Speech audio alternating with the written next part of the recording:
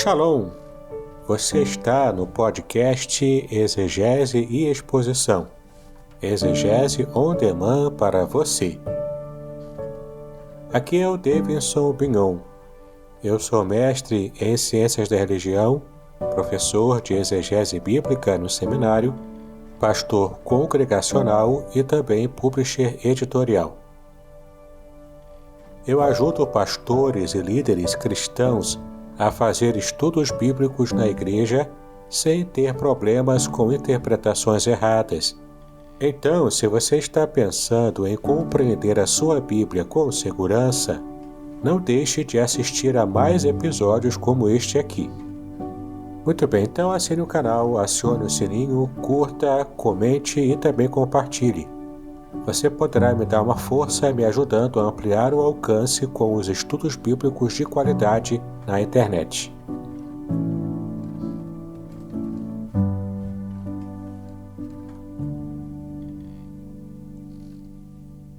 Shalom! Você está em mais um episódio do podcast Exegese e Exposição. Exegese on demand para você. E no episódio de hoje nós vamos estudar sobre uma pergunta muito intrigante que um aluno meu fez sobre a passagem bíblica de Êxodo capítulo 4, no versículo 10, e a pergunta que ele fez foi sobre se Moisés era gago ou não. Isso porque existe uma tradição, tanto no meio evangélico quanto também no meio judaico, que diz respeito a essa questão de possivelmente Moisés ter sido gago, mas vamos analisar com calma essa passagem e também como devemos entender essa questão se Moisés era gago ou não, se ele tinha problema de dicção ou não. Muito bem, mas antes de tratar sobre este assunto, eu quero convidar você a conhecer o meu livro Revelações Originais do Salmo 23. Neste livro, eu estive analisando cada palavra de todos os versículos do Salmo 23 na língua original em que ele foi escrito, que é a língua hebraica. Eu tenho certeza que você vai gostar bastante de conhecer cada tesouro que eu pude descobrir e trazer à luz para a sua compreensão da palavra de Deus. Não se preocupe se você não conhece a língua hebraica, porque você vai conseguir compreender tudo completamente, porque eu procurei simplificar ao máximo. E mesmo que você também tenha conhecimento da língua hebraica, você vai ver ali tesouros especiais que possivelmente você não tenha percebido numa leitura mais superficial do texto. Então conheça o livro Revelações Originais do Salmo 23 e ouça aqui um testemunho especial de alguém que conseguiu ler tudo e compreender para edificar a sua própria vida. Bom dia, pastor Davidson. Tudo bem? Que a graça e a paz do Senhor esteja sobre sua vida. Amém? Rapaz, eu acabei de ler aqui o seu livro, né? O livro aqui do Revelações Original do Salmo 23 e queria te parabenizar, né? Um livro maravilhoso, uma exegese muito bem feita, com detalhes, com gravuras. O senhor está aí de parabéns. Não é à toa que o senhor é o nosso mestre lá no Seminário Congregacional de Niterói. Está de parabéns, tá? Ficou muito bom, tanto o próprio livro, encadernação, material, todo, né? A paginação dele, ficou muito bacana, tudo com muito bom gosto. Estou só te mandando a mensagem aí para te parabenizar por esta obra fantástica. E todos aos que eu puder, eu vou recomendar a leitura, né? Essa exegese, essas revelações no Salmo 23. Tá? Abençoou muito a minha vida, né? Tenho certeza que vai enriquecer as minhas pregações quando eu estiver falando aí no Salmo 23. E no capítulo 3, né? No terceiro capítulo aqui do livro, eu me lembrei ali do meu TCC, né? Onde o Senhor faz citação ali, é João 10 e 11, trazendo ali, né? O significado de vida, significado ali de abundância, né? Eu me lembrei ali do TCC, né? Que foi justamente em cima aí de João 10:10. Tá bom, meu pastor? Mas queria aí te parabenizar mais uma vez pela excelente obra. Vindo do Senhor não podia ser diferente, né? O Senhor faz tudo aí com zelo, com carinho e tenho certeza que faz para a honra e glória do Senhor. Um abraço e já estou esperando o próximo. Muito bem, agora que você já ouviu o testemunho especial do meu aluno sobre o livro, eu quero agora convidar você a ouvir a pergunta completa feita por um outro aluno meu, chamado Jean. Graça e paz, Pastor Davis, tudo bem? Eu gostaria de fazer uma pergunta, pois Atos 7, versículo 22, vai dizer o seguinte: Moisés foi instruído em toda a ciência dos egípcios, e era poderoso em suas palavras e obras. Só que no livro de Êxodo 4, versículo 10, a palavra do Senhor vai dizer o seguinte: Então disse Moisés ao Senhor: Ah, meu Senhor, eu não sou um homem eloquente, nem de ontem, nem de anteontem, nem ainda desde que tens falado a teu servo, porque sou pesado de boca e pesado de língua.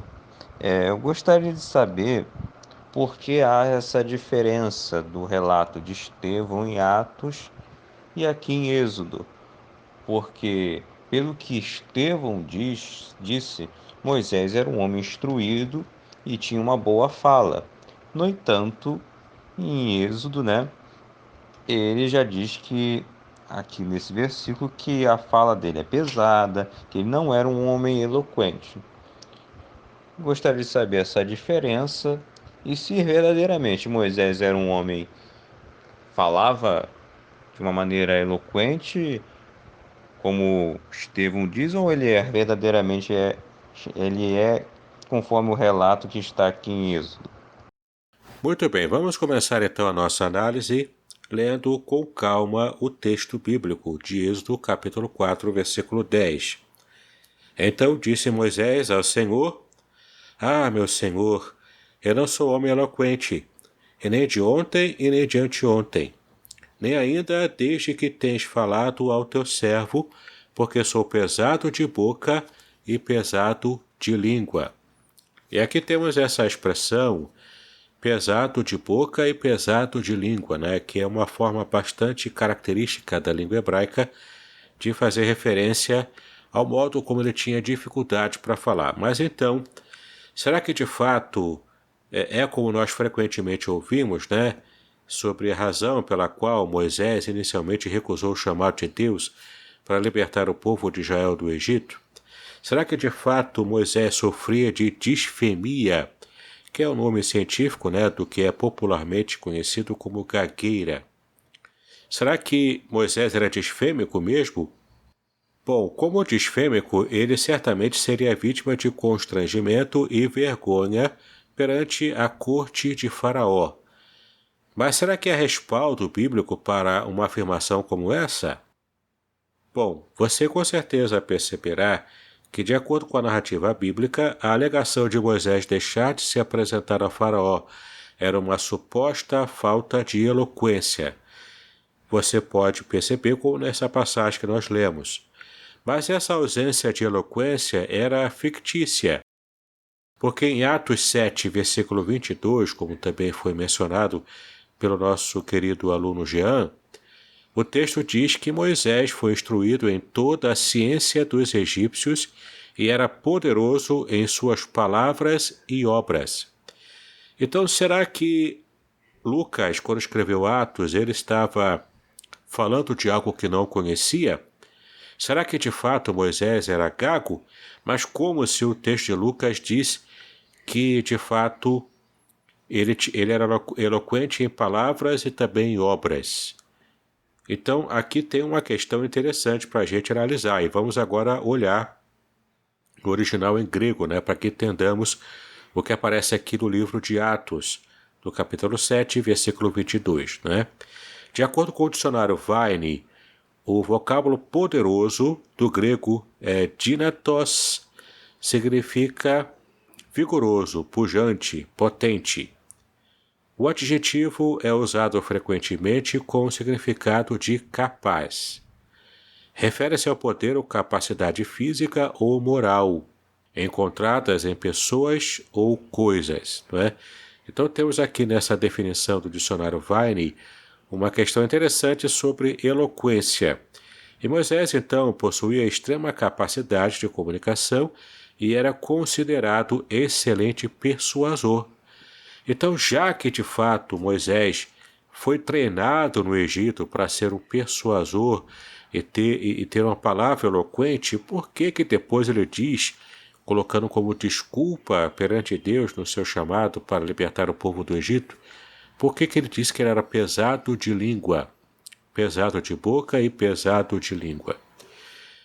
O trecho final de Atos 7, versículo 22, que em grego é assim, te dinatos en logos kai ergos autu. Essa expressão aqui em grego, ela é traduzida pela nova chave linguística do Novo Testamento grego como da seguinte maneira: ele, Moisés, se distinguiu por suas palavras e seus atos, tornando-se um homem eloquente e enérgico, tanto eloquente quanto enérgico na sua fala. Bom, realmente Moisés enfrentava um problema. Isso de fato, não há dúvida, não resta dúvida sobre isso. Mas o problema dele não era a disfemia. A dificuldade de Moisés era talvez a baixa autoestima, ou uma forma bastante diminuta de enxergar quem ele era e o que Deus podia fazer através da obra dele. A falta de eloquência existia tão somente na mente de Moisés e servia apenas como desculpa. Moisés valia do diagnóstico utópico feito por ele mesmo, sobre si. Ou seja, sabedor disso, Deus diz a Moisés, como ele falou no versículo 12, capítulo 4, versículo 12. Deus falou para Moisés: vai, pois, agora, e eu serei com a tua boca e te ensinarei o que hás de falar. Por que todo esse problema com a fala, Por que toda essa discussão? Mesmo assim, Moisés insiste no argumento de que Deus escolheu o homem errado. Moisés, então, pediu: Senhor, por favor, manda outra pessoa, Como você pode ver lá no versículo 13, ainda do capítulo 4 de Êxodo. Moisés também alegou ser pesado de boca e de língua. Ao contrário da afirmação de muitos, a disfemia também está ausente no contexto da passagem bíblica. O termo pesado vem da palavra hebraica kaved, que significa insensível ou muito opressivo. Ou seja, a boca pesada é uma boca que está insensível, que não consegue se expressar adequadamente. A expressão usada por Moisés demonstra que ele era rude na forma como se expressava, ou então também que ele podia ser lento para responder de forma adequada. Moisés deixava de pensar antes de falar, e não media bem as palavras daquilo que falava.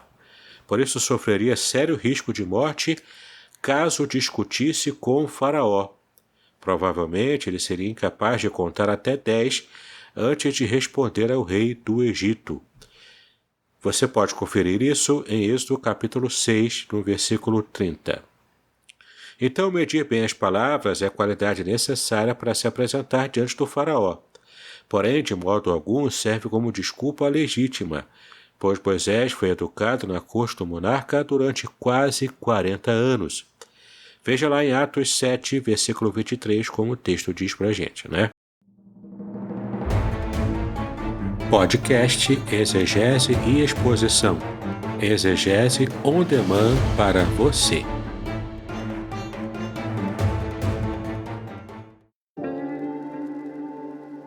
Shalom! Aqui é o Davidson Pignon. Eu ajudo pastores e líderes cristãos a fazer estudos bíblicos na igreja sem ter problemas com interpretações bíblicas erradas. Então, se você está pensando em compreender a sua Bíblia com segurança, não deixe de assistir a mais conteúdos como este aqui neste canal. Então, meu querido e minha querida, a recusa de Moisés estava no fato da autoridade dele como líder e porta-voz ser rejeitada pelos irmãos hebreus. Veja como diz em Êxodo capítulo 2, versículos 13 e 14. E tornou a sair no dia seguinte, e eis que 2 varões hebreus contendiam, e disse ao injusto: Por que feres o teu próximo? O qual disse: Quem te tem posto a ti por maioral e juiz sobre nós? Então perceba que nessa passagem, antes de Moisés haver fugido do Egito, ele de fato percebeu que o povo hebreu não estava aceitando a sua ação e também as suas palavras. Ele teve então uma dificuldade para poder perceber que ele seria líder sobre aquele povo que sabia o que ele havia feito, que era matar aquele egípcio. Se até o povo cativo desconsiderava as palavras de Moisés, como o faraó em pessoa iria ouvi-lo nesse modo rude de falar? Isso lembrando de que Moisés já estava há 40 anos, já com 80 anos de idade, mas há 40 anos longe do Egito e vivendo entre o povo rude de Midian, os pastores rudes de Midian.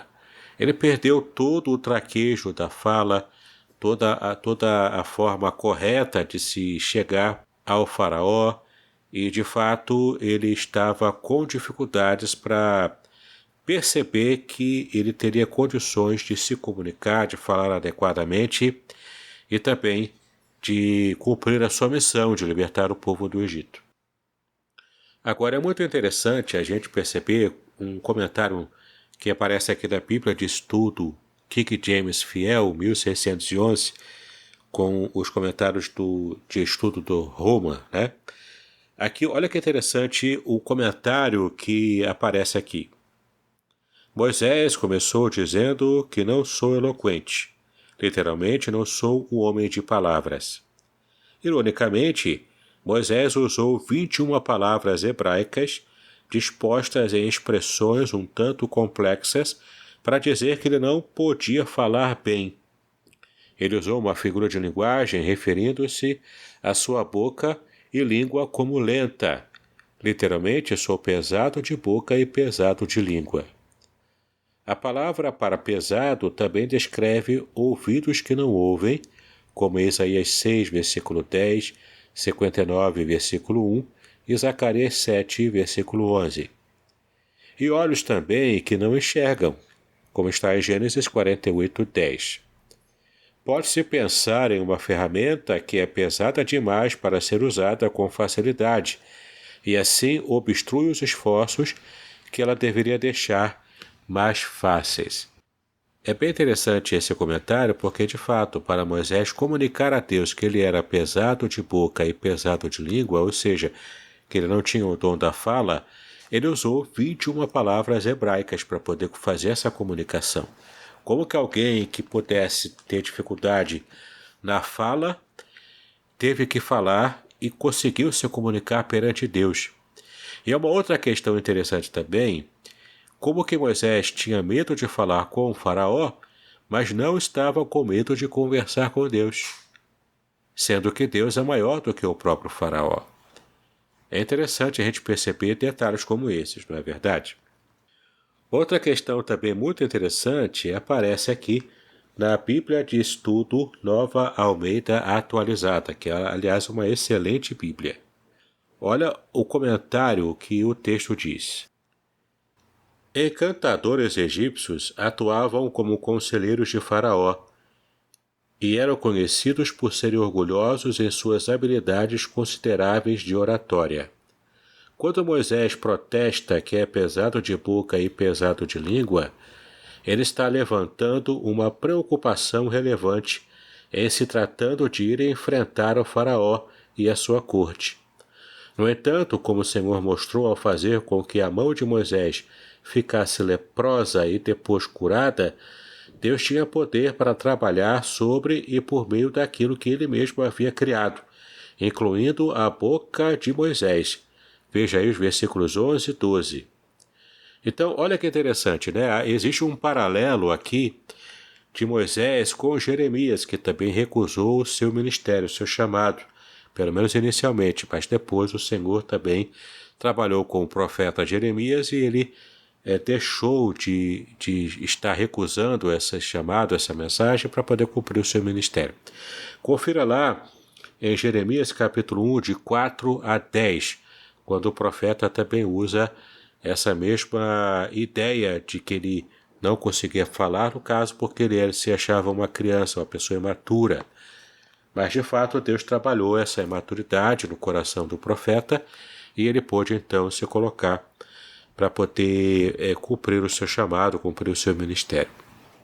Bom, voltando aqui a falar de Moisés, a despeito de possuir diversas qualificações, Moisés nutria um complexo de inferioridade. Parece que, de fato, é esse o motivo real dele haver recusado no início. Então, esse complexo de inferioridade torna a pessoa existencialmente míope, para que ela não enxergue quem de fato ela é. Essa pessoa passa a se enxergar menor do que realmente é.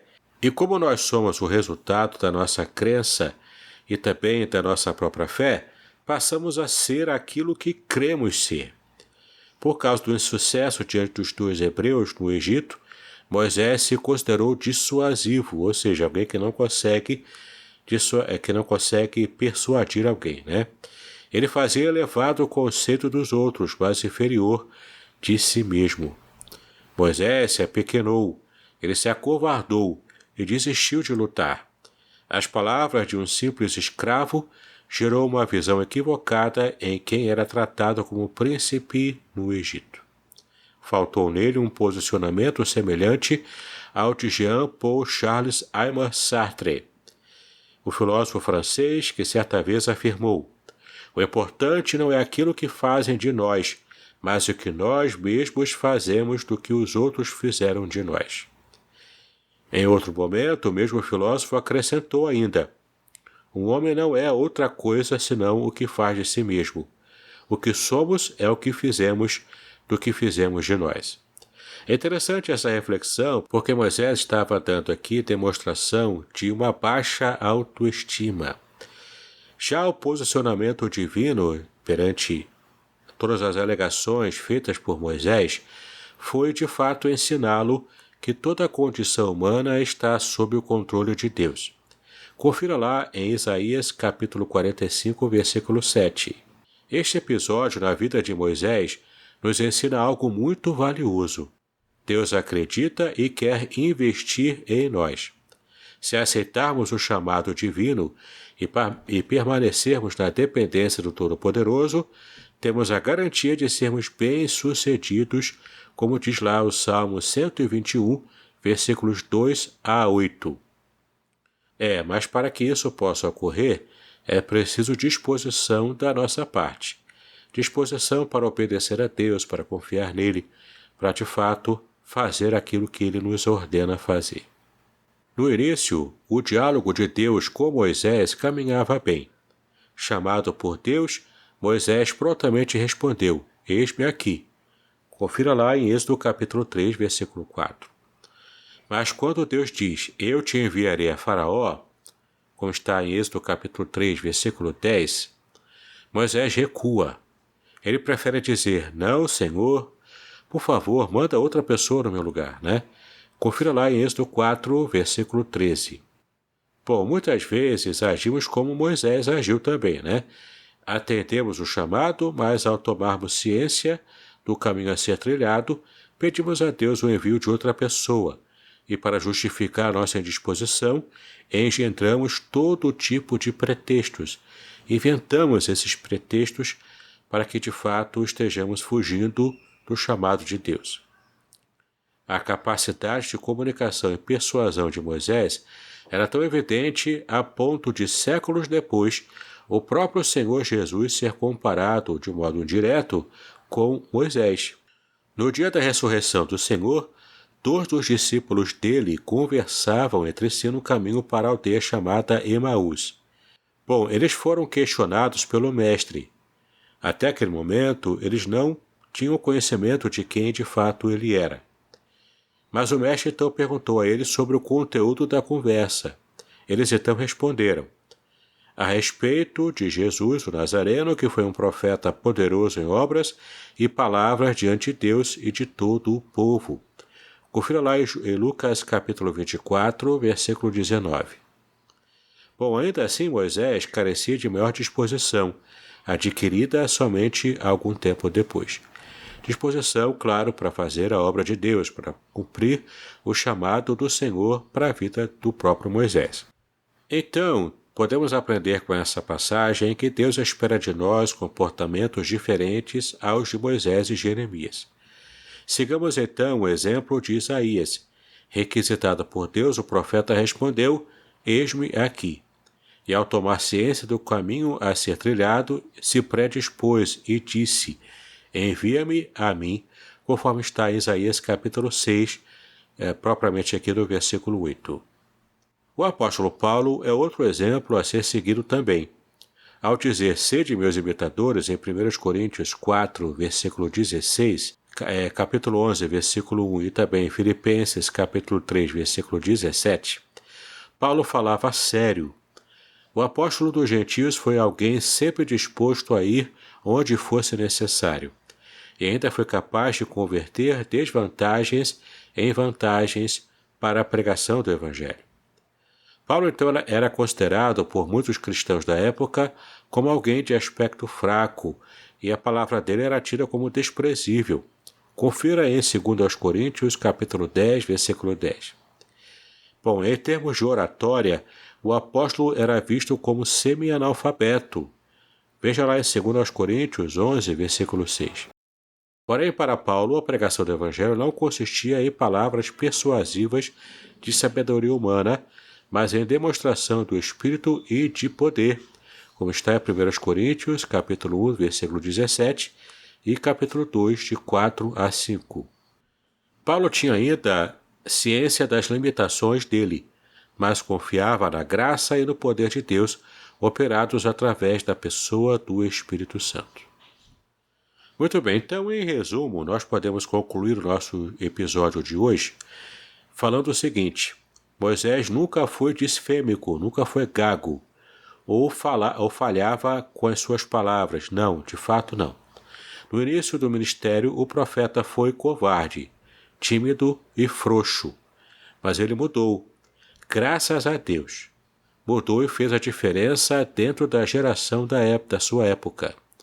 Moisés conduziu pelo deserto uma nação com mais de 2 milhões de pessoas em direção a Canaã, a terra prometida. A palavra de Deus declara que nunca mais se levantou em Israel profeta algum como Moisés, a quem o Senhor conhecera face a face. Confira lá em Deuteronômio capítulo 34, versículo 10. Assim, o nosso desejo é que todos nós tenhamos a disposição e façamos também a diferença dentro da nossa geração. Ergamos então a nossa voz e clamemos ao Senhor: "Eis-nos aqui, Senhor, envia-nos a nós." Muito bem, então espero que você tenha gostado e tenha entendido também o conteúdo de nosso episódio de hoje, que essa dúvida jamais pare na sua mente. Moisés, de fato, não era gago, mas ele tinha dificuldades com a sua autoestima e também desconheceu, ou pelo menos não se lembrou, daquilo que o Senhor estava querendo fazer através dele. Na verdade, era Deus que faria a libertação do povo e não Moisés. Moisés era mero instrumento, e a sua baixa autoestima poderia ter causado desistência e poderia também ter trazido problemas para a libertação do povo de Israel no Egito. Que possamos então aprender com essa história a sermos de fato pessoas dedicadas a Deus, confiantes no Senhor, buscando então fazer a vontade de Deus a todo custo, com coragem e também com a nossa fé renovada no Senhor. Espero que você tenha gostado do nosso estudo de hoje. Eu quero convidar você mais uma vez a assinar o meu canal do YouTube, clicar no sininho, curtir e compartilhar. Me ajude a expandir cada vez mais o conhecimento bíblico com profundidade para as pessoas que desejam aprender um pouco mais da Palavra de Deus e de fato conhecer a verdade da Palavra. Também convido você a conhecer o meu canal do Telegram. Ele é gratuito, basta você clicar no link que está à sua disposição na descrição deste episódio. Conheça também os cursos que eu tenho lá, no site www.contextualizar.com.br. Tem cursos gratuitos ali que vão enriquecer muito mais o seu conhecimento bíblico. E quero também convidar você a conhecer o grupo especial, o grupo Hotmart Sparkle, chamado Exegese e Exposição. Tenho certeza de que você vai gostar de todo o conteúdo exclusivo que está ali. O link também está aqui na descrição deste episódio. Bom, que Deus abençoe os seus estudos, paz e bênçãos sobre a sua vida.